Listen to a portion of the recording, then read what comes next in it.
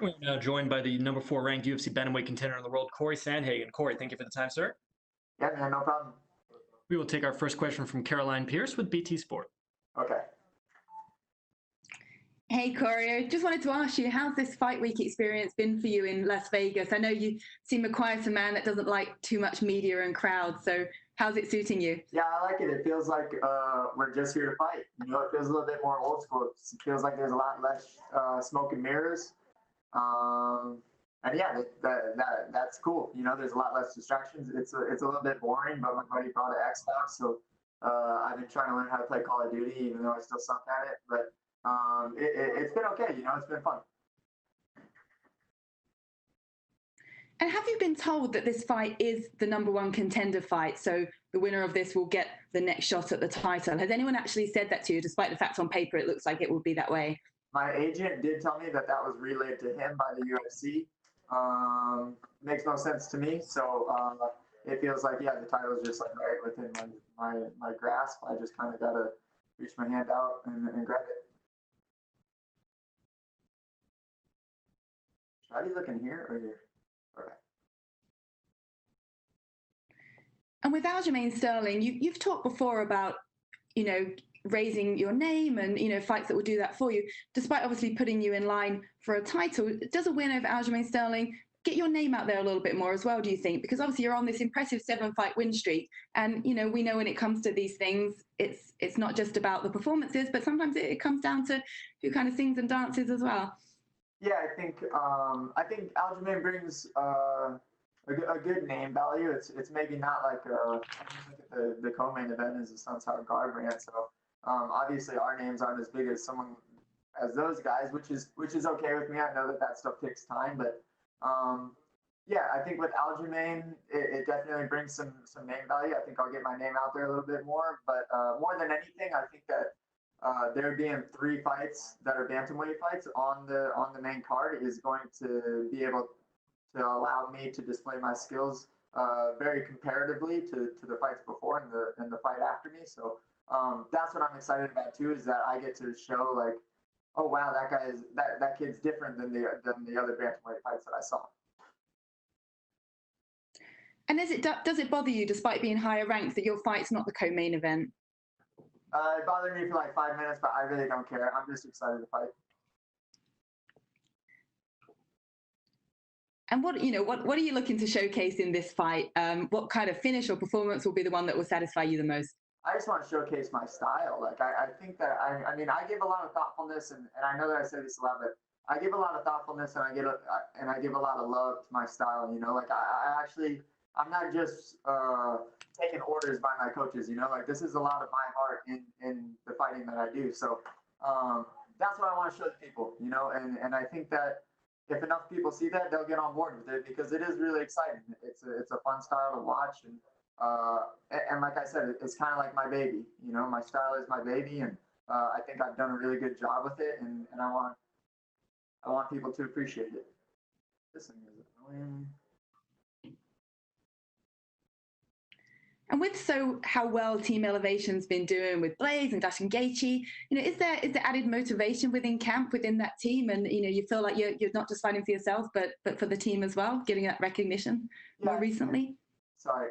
Yeah, I think it's easier to be confident in yourself when you see your really good friends that are doing the same things as you, pretty much, having a lot of success also. So I don't really know what we're doing at Elevation specifically. That's different than other gyms. I've been on this team since I first started training, so so I don't really know what we're doing that's differently. But I will say that we all care about a lot. We all care about each other a lot, and yeah, I mean, it gives me a lot of confidence that everyone's just crushing it right now. Absolutely. And lastly from me, just talk to me about the star matchup between yourself and Aljamain. Okay, yeah. So me and Aljamain kind of bring in a lot of similar advantages, right? Like we both like to move our feet. We both like to stay rangy. We both like to have a really high pace in fighting. And I think that's going to be what's going to be really interesting to watch. You know, it's always fun to go against someone and be like, oh, it's 2 wrestlers going against each other. Let's see who's the better wrestler. 2 strikers are going against each other. Let's see who's the better striker. Those matchups are always fun, and I think in the division, me and Aljamain are probably the most similar, I would say. We have a little bit of differences, but I think that's what I'm really excited to find out about myself too. Is am I as good as I think I am at these things? You know, and that excites me to be like, okay, he's good at the same things as me, but I think I'm better, and I want to go be better than him at it.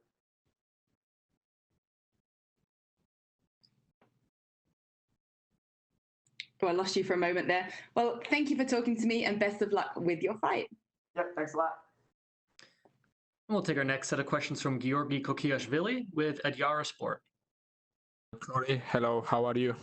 How you feel? Hey, I'm good. How you doing? Thank you. I want to ask you about grappling. We all know that Aldo is so good at grappling. And how much time did you spend with takedown defense? And are you ready to be in the ground for a long time in this fight? Because Aldo is a very high level of grappling. Am I ready to be on the ground for a lot of this fight? Are you ready to spend more time on ground with Aldo? I of course I feel like I am ready for that. I don't think that there's going to be a lot of time on there, but yeah, I mean, obviously I'm ready for that. Since August, all I've been focusing on is, hey, these are the guys that I'm probably going to fight, and these are their strengths, and all of them are good wrestlers. You know, like you have to know what you're doing. Fighting isn't just grappling, wrestling, jiu-jitsu, and striking anymore. Like fighting is fighting, and that's what it is. So I don't see fights as categorized as that. To me, it's one big blend of all of them. But as far as fighting goes and the blending and mixing of all of them, yes, I feel very good in my skills in doing so against Aljamain. Thank you. My second question is, we all know that Henry Cejudo left this bantamweight division, and you consider this fight as a semi-final to move on the final fight as a title shot? Yeah, I mean, this definitely seems like if I win this, then I'm fighting the winner of Jan and Aldo, hopefully in the fall time. That's in my head what's playing out. Will that happen? I think it depends how well I do, right? Like I go out, I perform, I put on, and I show what I can do, and I show that I'm deserving of that, and that I earned something like that, and I think that I can definitely do that, and I think that if I do that, then yeah, I'm definitely getting a title shot afterwards. Thank you so much. Wish you all the best. Thank you, man. And we'll take our last set of questions from Jim Barcelone with the Miami Herald. Thank you so much. I'm wondering, your last fight was, I believe, in August, and then things happened after that. You were supposed to fight again, and whatever happened. But just with that time off, is there any differences? We had all this COVID-19, but were there any differences mentally and or physically just going through training, getting ready for one, now getting ready for this, and just going through that whole process? Yeah, I mean,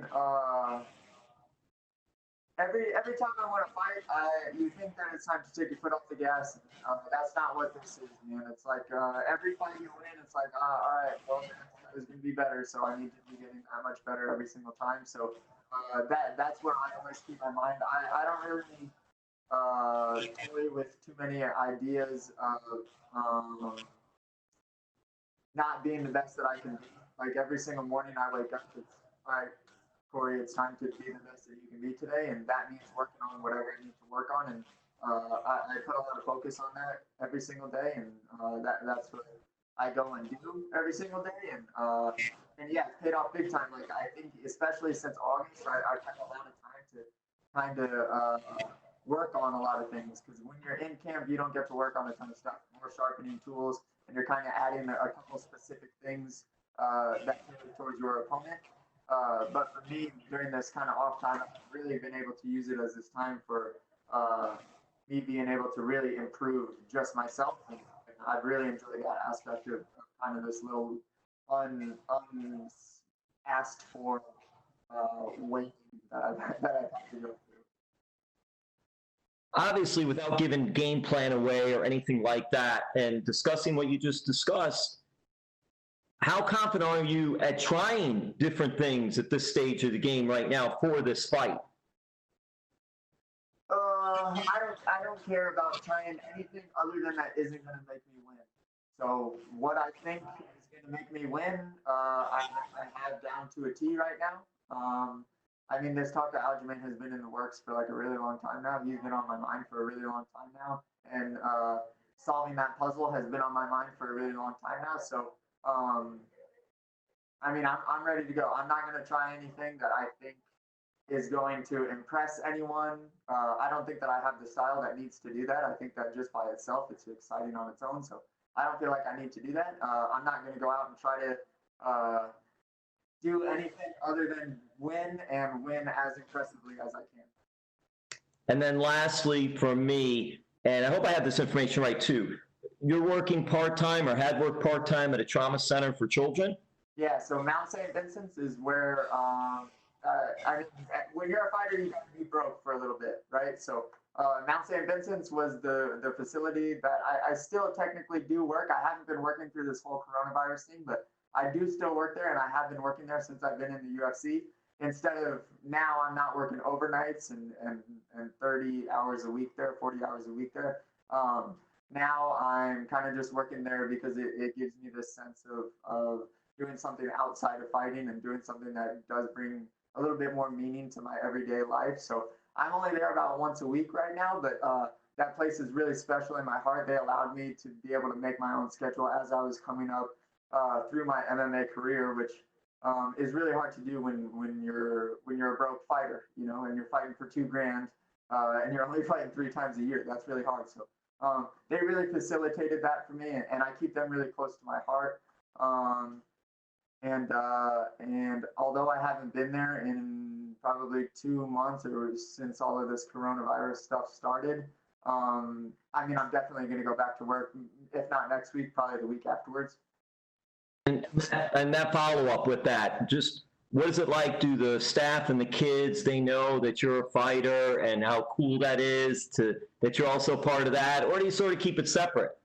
Yeah, I try to keep it separate. All of the staff is they support me, and they like to talk about it, you know, so they enjoy it, you know. I think that it's fun for them as well.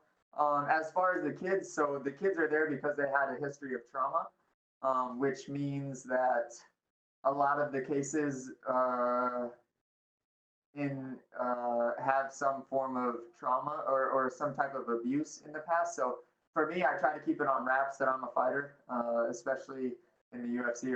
I mean, when I tell them that I'm a fighter, the few of the older ones that I think can kind of handle it and they can handle it, they think that I'm doing WWE. You know, like they think that I'm going out and wrestling John Cena. So I don't think that they really understand the caliber and the level of fighting that I actually am participating in.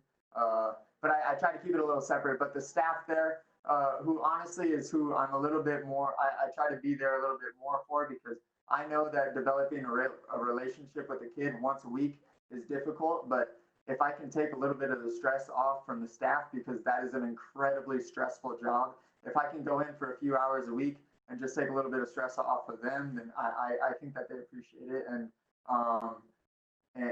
that's nice for me to try to give back to them so that they're a little bit more refreshed, so that when they go form relationships, they can be a little bit stronger. Thank you so much. Yeah, thanks, man. All right, thank you, Cory. That is all the time we had for you, sir. You were good to go. Cool, thanks, guys.